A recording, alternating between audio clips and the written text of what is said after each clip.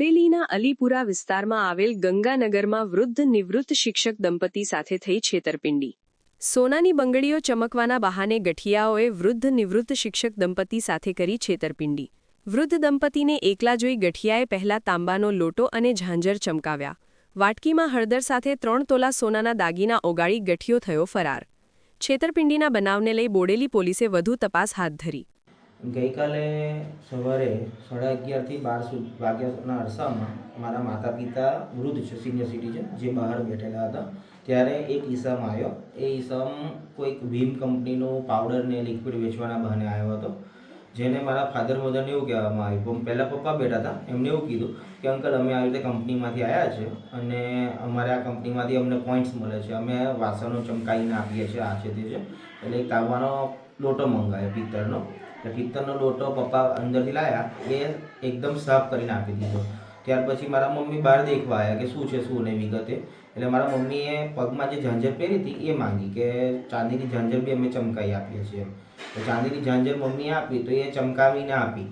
ત્યાર સુધી આજુબાજુને નજર મારતા એને ખબર પડી કે અહીં સોસાયટીના ફળિયામાં કોઈ રહેતું નથી, કોઈ છે નહીં, એમ બહાર પબ્લિક કોઈ નથી। એટલે એમને મમ્મીના હાથમાં 4 સોનાની બંગડી હતી, તે બંગડી દેખી, ચેક કરી કે આ સાચી છે ખોટી છે, અને એને ખબર પડી કે આ બંગડી સાચી છે। એટલે એને એના બીજા કોઈ મિત્રને ફોન કર્યો કે ભાઈ અહીંયા આવી। એટલે મમ્મીને પૂછ્યું કે માસી આ એડ્રેસ કોને કઈ જગ્યાએ છે, મંદિર કયા ભગવાનનું છે, હનુમાન દાદાનું? મમ્મી કે ના, શંકર ભગવાનનું મંદિર છે, ગંગાનગર સોસાયટી છે।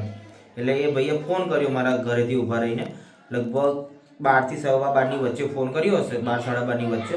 એટલે મારું કહેવું એ છે કે જો કોલ ડિટેલ થાય કે ભાઈ આ ટાઈમિંગમાં કઈ જગ્યાએ આ વ્યક્તિએ કોલ કોને કર્યો છે, તો એ કોલ ડિટેલ પરથી આપણને માણસ પકડાય પહેલી વાર। બીજું કે કોલ કર્યા પછી તરત બીજો એક વ્યક્તિ છે જે શંકર ભગવાનના મંદિર ગંગાનગર સોસાયટીમાં આવેલું છે, ત્યાંથી અમારી ગલીમાં આવ્યો। એ આવ્યો એટલે તરત જ મમ્મી પપ્પા જોડે વાતો કરવા લાગ્યો, હિપ્નોટાઇઝ કર્યા મમ્મી પપ્પાને, અને મમ્મી જોડેથી બંગડી લઈ લીધી, 4 બંગડી લીધી, અને કોઈ કેમિકલ્સ ને એ બધું હતું એની જોડે, એમાં નાખી અને જોરથી બ્રશ જે ખરું તે અંદરની સાઈડ, બંગડીની અંદરની સાઈડ ફેરવતો હતો, જેથી કરીને જે મારા મમ્મીની 60 ગ્રામની 4 બંગડીઓ હતી એમાંથી 30 ગ્રામ જેટલું એને સોનું ગાળી લીધું, મીન્સ કે બ્રશ પર ચોંટાડી દીધું।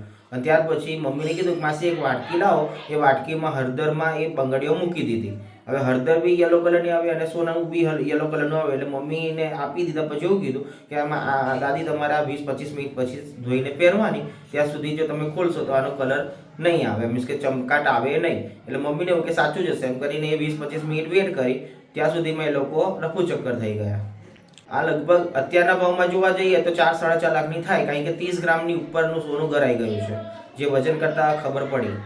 જૂનું જે અમે લાવ્યા હતા 2018માં, તે વખતે 60 ગ્રામની ઉપરનું અમારી જોડે બિલ બી છે, અને એ વસ્તુ અમે બરોડાથી લાવ્યા હતા। જ્યારે મારા પપ્પાના મિત્ર છે એમને ત્યાં સોનીની ત્યાં તપાસ કરતા, પાર્થ જ્વેલર્સમાં તપાસ કરી કે આનું વજન હવે કેટલું છે, તો 30 ગ્રામ જેટલું થઈ ગયું હતું। એટલે આપણું 30-35 ગ્રામ જેટલું સોનું ગરાઈ ગયું કહેવાય, જેની હાલની કિંમત 4-4.5 લાખ જેવી થાય।